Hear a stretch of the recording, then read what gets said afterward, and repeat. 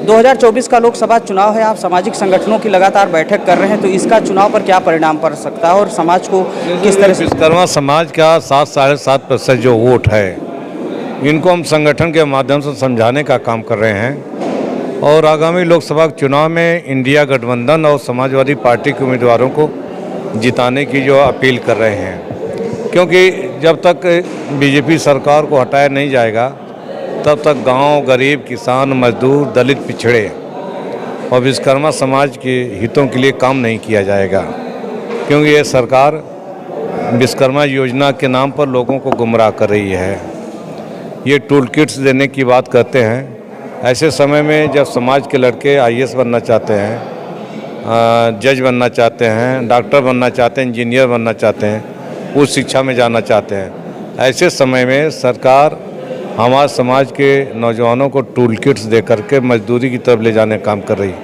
तो हमारे लोग अधिकारी बनना चाहते हैं, मजदूर नहीं बनना चाहते हैं, तो इस योजना से समाज पीछे जाएगा, जबकि हम समाज को आगे ले जाना चाहते हैं। अगर बातचीत करें सामाजिक संगठनों की बैठकों की बात करें तो समाजवादी पार्टी की तरह से आप लगातार विश्वकर्मा समाज की बैठक कर रहे हैं, अन्य समाज के लोग भी समाजवादी पार्टी में हैं, तो समाजवादी पार्टी के राष्ट्रीय सचिव होने के नाते इस पर पार्टी की क्या रणनीति रहेगी? क्या अन्य समाज के लोग भी बैठक करेंगे? निश्चित रूप से जो सभी समाज के लोगों को और सभी जाति वर्ग के लोगों को समाजवादी पार्टी लगातार संपर्क कर रही है और उनकी बूथ स्तरीय बैठक की जा रही है।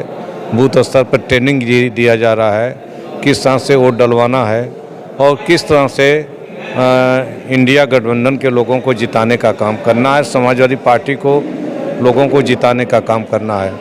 तो लगातार बैठकों के माध्यम से जिम्मेदारियां दे करके अब लोकसभा के चुनाव की तैयारियां शुरू हो चुकी हैं और समाजवादी पार्टी लोकसभा के चुनाव की तैयारी पूरी तरह से कर रही है और हम समझते हैं कि इसका परिणाम काफ़ी अच्छा रहेगा।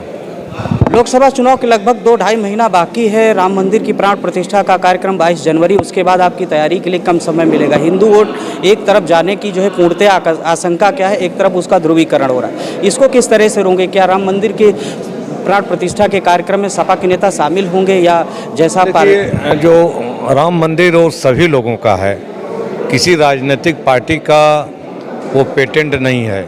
सभी वर्गों के लोग, सभी धर्मों के लोग भगवान राम को मानते हैं, राम मंदिर का स्वागत करते हैं और राम मंदिर बनेगा तो सभी लोग जो है दर्शन करने के लिए जाएंगे।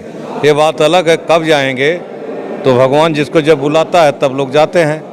तो राम तो हमारे भी हैं, केवल उन्हीं के नहीं हैं, तो राम में श्रद्धा हमारी भी है, समाजवादी पार्टी के सभी लोगों की श्रद्धा है। तो लेकिन यह है कि भारतीय जनता पार्टी जो राम मंदिर के नाम पर वोट मांग करके जो इसका राजनीतिकरण कर रही है, ये नहीं होना चाहिए था।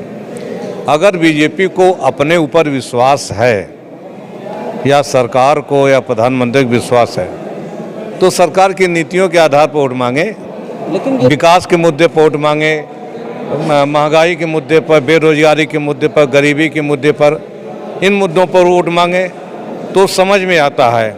भगवान राम के नाम पर कब तक बीजेपी वोट मांगेगी? लेकिन एक कहावत है राजनीति में साम दाम दंड भेद सब जायज़ है। उधर जो है स्वामी प्रसाद मौर्य के लगातार ऐसे बयान आ जाते हैं, कभी रामचरितमानस पे सवाल उठा देते, कभी मंदिर की प्रतिष्ठा पे सवाल उठा देते हैं। तो इस बात को लेकर के जो समाजवादी पार्टी की दो धारी विचारधारा लगातार बीच बीच में बन जाती है, तो उसको कैसे रोकें? विचारधारा एक है और वो विकास की विचारधारा है, गरीबों, पिछड़ों, दलितों, नौजवानों या दूसरी तरफ से कह लें महिलाओं को लेकर जो पीडीए बना है, पीडीए की विचारधारा को हम लेकर चले हैं। जहाँ तक स्वामी प्रसाद मौर्य का सवाल है, वो उनका अपना निजी विचारधारा है, उसे समाजवादी पार्टी सहमत नहीं रहती।